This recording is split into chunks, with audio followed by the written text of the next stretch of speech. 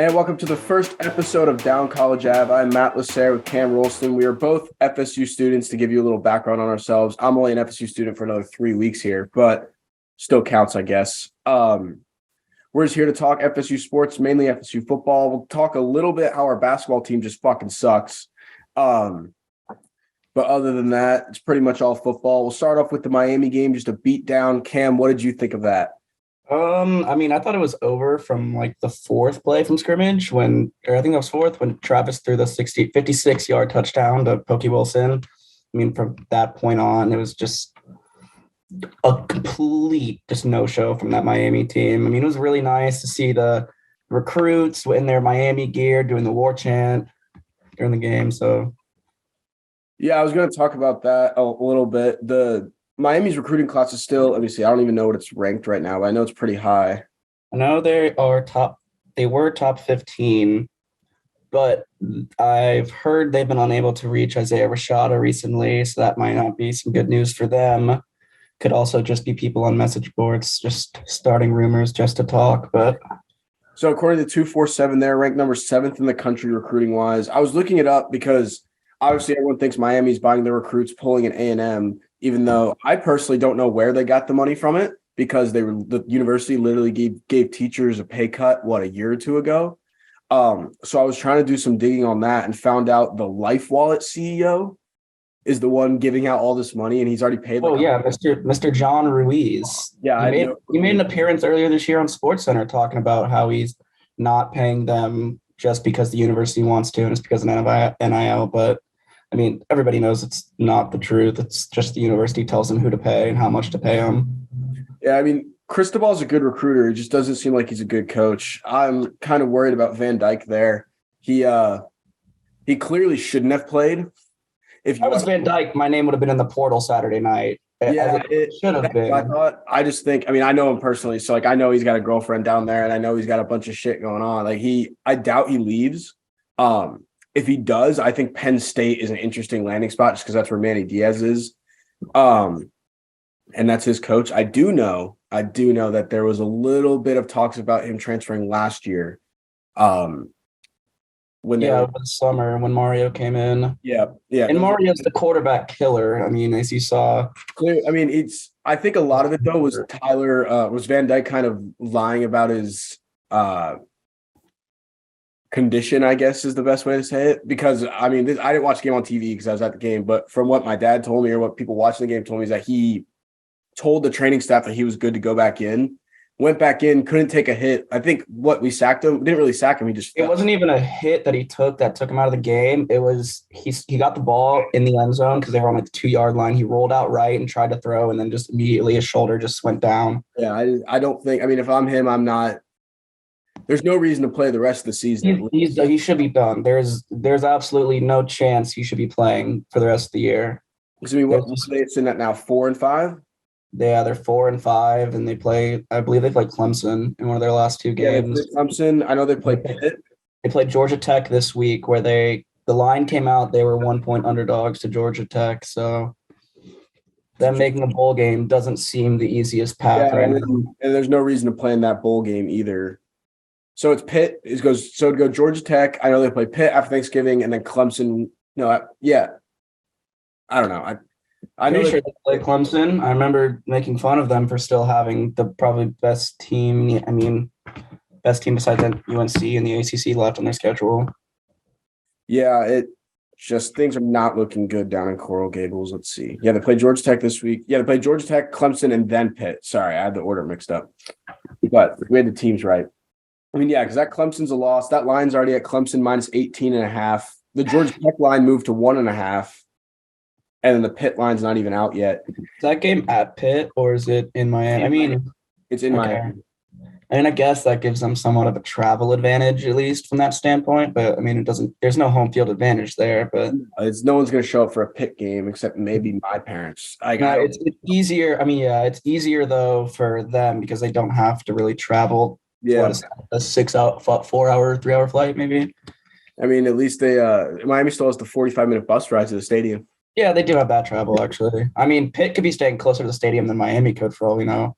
I'm sure they are. I don't know why they wouldn't. But also to go back like more to FSU, there's obviously Verse right now, draft wise is projected in the top 10. Robinson's probably gone, so you have to assume those two people are gone. Travis is probably iffy. I don't think he should go. I don't think he'd be a good NFL quarterback. But I think he's a practice squad quarterback, at least for next year for sure. And practice squad contracts, I don't believe they're guaranteed. And his current NIL valuation, I saw based on three, they have around $370,000. So I'm assuming he could get something in that range. Whereas if he's probably a day 3 pick, I see him probably 4, 5, 6, somewhere in that range. His contract's not going to be huge. He'll probably make just as much money here. And then being in Tallahassee as a starting quarterback of a top 15, probably ranked FSU team, if he comes back, like he's going to be able to, like he's going to have the entire city behind him. And he'll have more Clydes and Durd tables than he knows what to do with. Yeah, they're going to I talked about that yesterday with someone. I mean, I thought when he was first going out, what was it? It was before the NC State game when he had the Potts table. Yeah, when he was at Pot, I didn't necessarily agree with that one, but listen, they're college students still, just like we are. They can have their fun. Yeah, I think if they would have won, it wouldn't have been a big deal, but because they lost, that's the only reason. And then it looks like, oh, you're not focused, you're going out so much. I will say I hadn't seen him out too much until this past week. Yeah, hindsight's always 2020, dude. Yeah. So I think he stopped going out, and then we started winning, and he's going back out again. And then, I mean, this, and also what I've heard when I was listening to Wake Up War Chant earlier, that Rising Spear, basically the fund for to just give money to the football players and athletes, they're getting ready to give him a bag to make him to stay.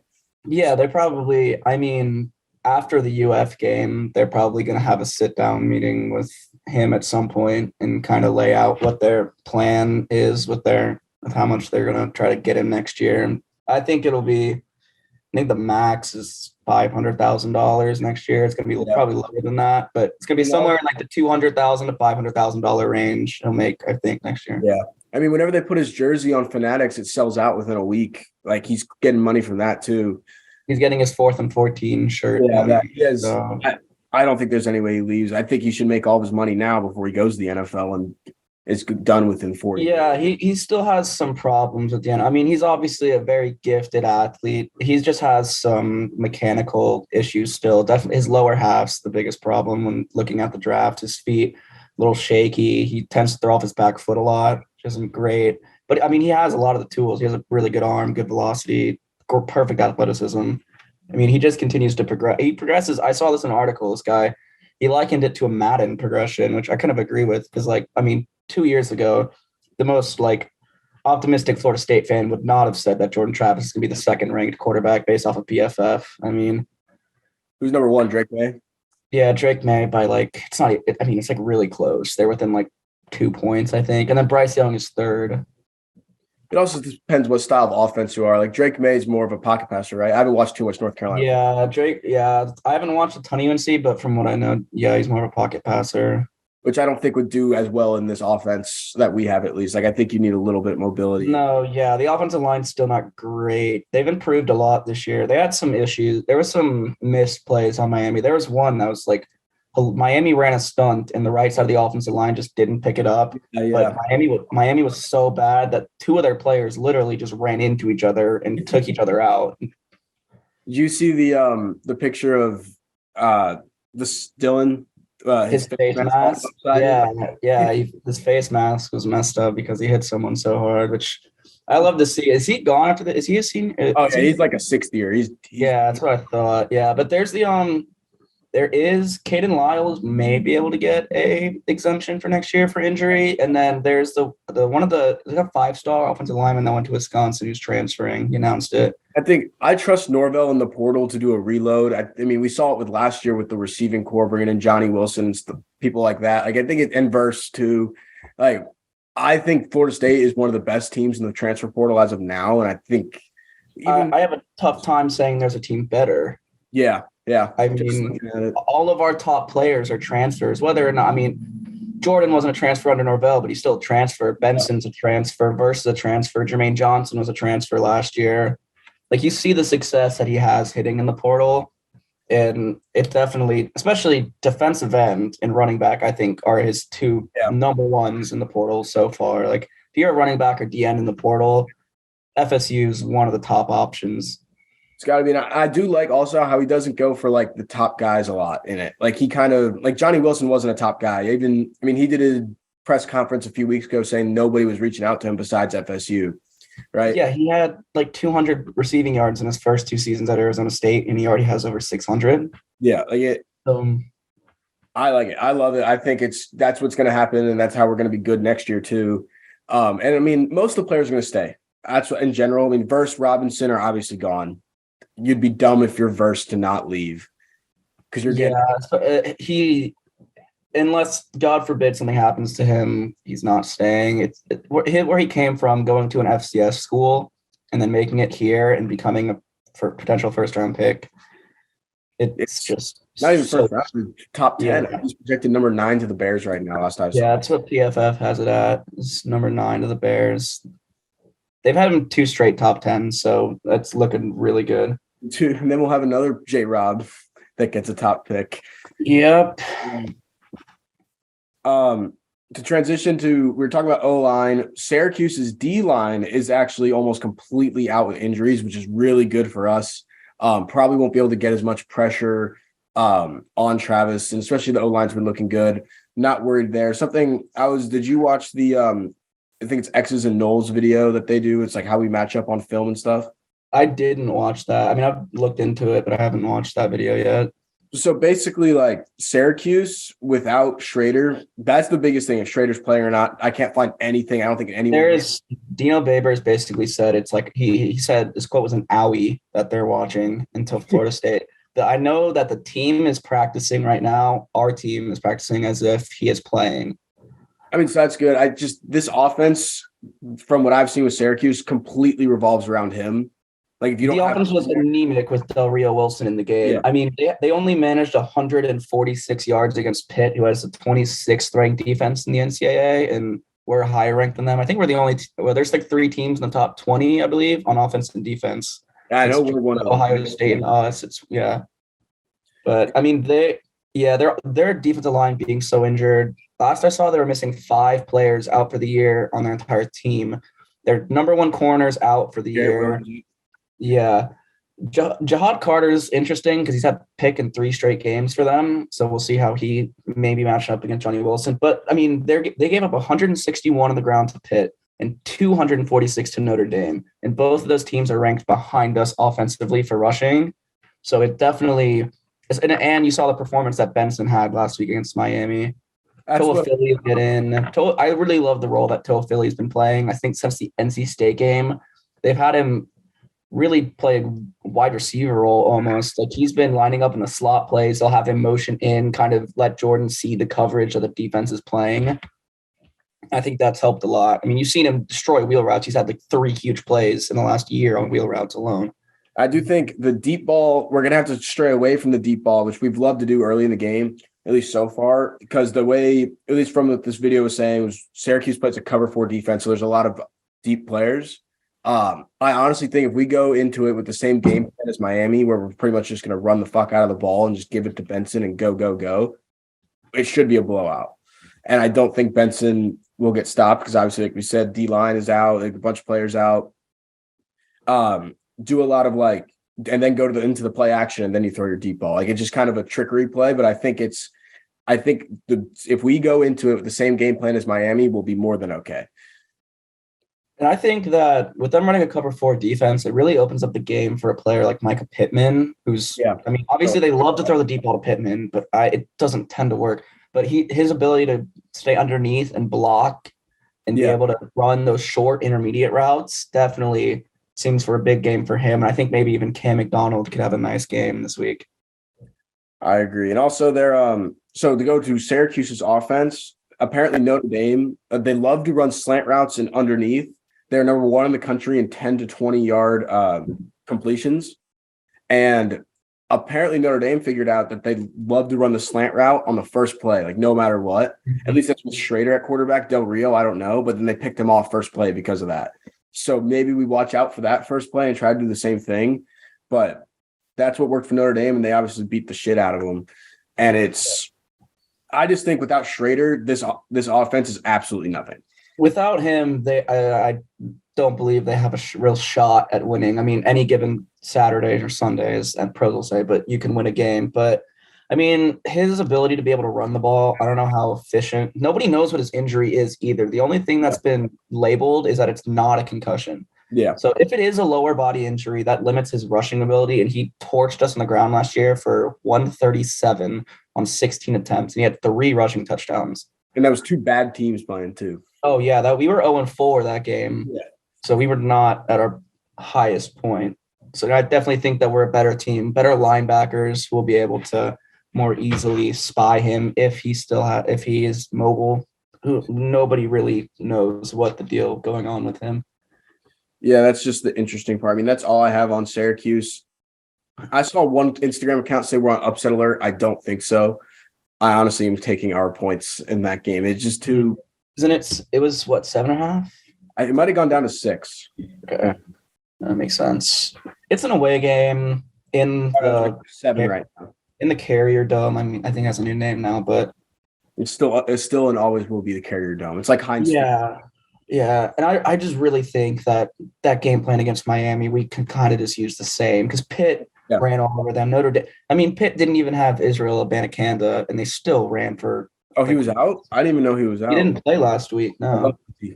They had 161 yards without their number one back in the game. And, I mean, I guess you could say our number one back, Ward, might not play a ton, but Benson, in my opinion, Benson's just as good. I don't think Ward's number one anymore. I just think – I've loved Benson all year. I thought Benson was slightly better just because he's like – if he was in the NFL, he would win the Angry Run Award, I feel like, every single week from Wake Up Football on Network. But I mean, it's just – I mean, Ward's been out, 2-3 weeks now? He's been out. He's done. Yeah. And Trey Benson has done really good in those 2 games. I just don't see a reason why. I mean, I haven't even looked at the depth chart that they normally come out with on Mondays. It's probably an or again, is my guess. Yeah, and I mean, still, CJ Campbell's back too, and Rodney Hill. We have 4 running backs. If Norvell doesn't feel like Ward should go, you have 4 guys who we can rotate in and out. I mean, at this point, there's no reason to play him. Everyone else has been dominating. If he's still anywhere near somewhat hurt, there's no reason to. Yeah, just save him. Save him for UF in the bowl game. Save him for Louisiana. Let him get his first game back against the Cajuns. The Raging Cajuns. That tailgate's going to be brutal, by the way. I don't really want to go. I don't want to think about that right now. Noon game. I'm interested to see how much we run the counter against Miami because I know their DC came out and I think we ran the ball 60 times and he said like 37. It's like 37 were counters. I mean, that's the only place where I would change the game plan for this game is I think you got to do more like just run straight up the gut. Like I don't think you should do counters or anything. Yeah, inside zone between the tackles. Yeah. I mean, I will say running the counter 37 times does speak to the faith they have in the O-line. The counter's it's not the easiest run play to do. So it speaks to the fact that Norvell and Atkins believe in this offensive line and that they can do that.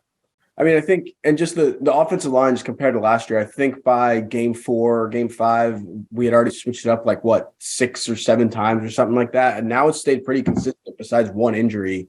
Like it hasn't been, maybe the key for this offensive line has just been consistency rather than. Yeah, it's just keeping the same guys in, which we've been able to do better this year. I mean, we didn't have the guys we wanted starting from the beginning due to injuries, but still just the ability for these guys to get reps in games together and stay together all year. That just helps out any offensive line so much, especially one that wasn't great and has been a lot improved. I'm interested to see how much action Armella gets this weekend, if he gets any. Yeah. Something else I want to talk about before we get to basketball sucks. 2 things. First off, what do you think the future of the ACC is? Clemson's obviously on taking a downturn. North Carolina looks like they're got a shot, but I don't know if I don't really trust Mac Brown. I think he's too old of a coach, to be honest with you. But I honestly think the ACC, at least for the future of it, to be that top team is completely wide open. I think that Florida State has a very good chance to take up this top spot in the next 2-3 years. Yeah, I mean, you've seen just the fact that Clemson's lost all their coordinators. They've lost Tony Elliott. They've lost Brent Venables. There's just so many guys going in and out. It becomes tough to keep that level. Like, I mean, only Ohio, I mean, not even Ohio State's lost that many people. Alabama's been the only team that's been able to replace coaches like that. And there's no other team that's a clear powerhouse that has this sort of prestige that our program has that's already in the current spot. I think that if Norvell can take this opportunity and just pounce on it, that we have a great chance to set up the future of the ACC and making it run through if the ACC even exists in 5 years. That's the thing. Florida State would probably be smart to get out of the ACC. I think I've always said we go to the Big Ten before we go to the SEC. I don't think the SEC will take us, but I just think they should get out and get more money. We're not the richest university. We don't have the largest donor base, but in being able to get out and get more TV revenue definitely helps. I don't like the Big Ten because I don't want to have to go to Northwestern when it's 30 degrees and the wind is 40 miles an hour and play in that. But I also don't want to have to go into Tiger Stadium and play LSU at 7 p.m. with 100,000 people there. Something interesting I was looking at for Clemson was the USF coach who just got fired, Jeff Scott. Yes, Jeff Scott. He was their co-offensive coordinator and receivers coach, right? Yep. I think from what I'm hearing, or not from what I'm hearing, but I think there's a good chance he goes back to Clemson. The guy who I work for and do graphics for, Mike Farrell, he said on his podcast, he was like, Clemson thinks that he's the last hope of the big wins that we used to have, that they're connecting it all to him now because he's the only one that they can get back. So I wouldn't be surprised if he comes back or goes back to Clemson and they think it's going to do anything. I probably won't, to be honest with you. But I'd love to see him come here. I mean, we could use another wide receiver coach, offensive coordinator. I mean, Dugan's has done a good job, but I mean, Atkins at this point, give him 2 years. If he keeps putting out talent like this, he could be gone. Yeah, I don't know what you've been seeing on message boards. I don't really read message boards too much, but I know there's a lot of worry that he might leave or like get another job somewhere else. I don't think, I mean, if he gets a good Power 5 offer, it's dumb to not take it, but I'm not sure if he's had enough experience because he's just, I mean, is this his second year as OC or first? I want to say it's his first. I want to say first. So he just hasn't, I don't know if that's enough time for a large program to say yes to him, but it is interesting to see. I haven't really been checking message boards about that. I generally just look at recruiting stuff when I'm doing that. Yeah, this is the first year as OC. Yeah. He was the O-line coach last year. I mean, he's done a tremendous job. What?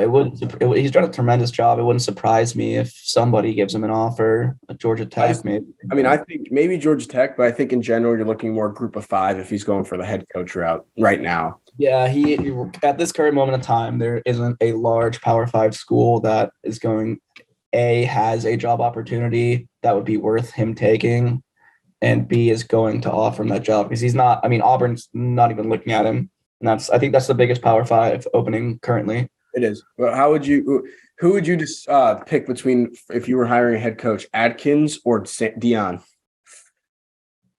At FSU or just in general? In general, doesn't matter what job. I feel like it's probably at the current moment in time, I'm going to say Dion, just because of the fact of he's going to be able to recruit. I mean, you saw he's able to get Kevin Coleman and Travis Hunter to don't like talking. 5-star and a 4-star to go to Jackson State. I don't think he's a more talented coach. I think that if you surround him with a really good staff, he's gonna excel really well. I think that Atkins is at Atkins' best, he's probably going to be just as good as of a recruiter. But right now, Dion he's the greatest cornerback of all time, especially if he goes to Atlanta, to Georgia Tech. Dude, he was a star for the Falcons. He's going to be able to get any kids he wants from that area. Yeah, I think people are saying Auburn, but I think Dion would go to Georgia Tech before Auburn. I think Georgia Tech. You'd have to go head-to-head in recruiting, but I think he's the smarter option for him just due to area. He's not going to have to go against Bama in recruiting. He just has to go. He has to go against Kirby Smart, who, to be fair, does spend the most on recruiting in the country. But I think what would be an interesting one for him would be USF. He's from Fort Myers. Yeah, that is a jump up too. They do. I've heard they had for Power Five. Yeah, they had multiple reporters though asking their AD about John Gruden in his press conference earlier in the week. John Gruden's not going to USF. There's no way that happens. No, he wouldn't, but I think it would just be hilarious to see John Gruden go back to Tampa and coaching Raymond James and the other team that plays there. That's not the Bucks. I mean, maybe honestly, at this rate with the Bucks, maybe he should go back to the Bucks. I mean, I don't know why the Bucks had Todd Bowles. I never thought Todd Bowles was a good coach. Where was he before Tampa? He was at the Jets as their head coach. He's been the defensive coordinator. So, I mean, I think that both coordinators for the Bucs suck, but that's not what we're here to talk about. So that's true. I also like Bruce Arians a lot as a coach. All right, so last thing for football, you wanted me to put this in Norvell's hoodie game. I'm wearing the gray one. The black one press conference yesterday. I want to find that and buy it like right now. The black one was so sick. I tried to go to the bookstore yesterday and see what they had, but I went too late. They were closed, and they're unfortunately closed for the rest of the week due to the hurricane and Veterans Day. So I'll have to go on Monday and see if they have a new supply of those black hoodies in. It wasn't Nike. What was it? I honestly don't remember. I just saw it. It was amazing. I mean, what else would it be? It would have. I mean, Nike's our official sponsor. Yeah, well, we've gotten some Lulu logo stuff recently in the bookstore. Yeah, that is true. There is Lulu also in there. I'm trying to see. I know I have a picture on my phone.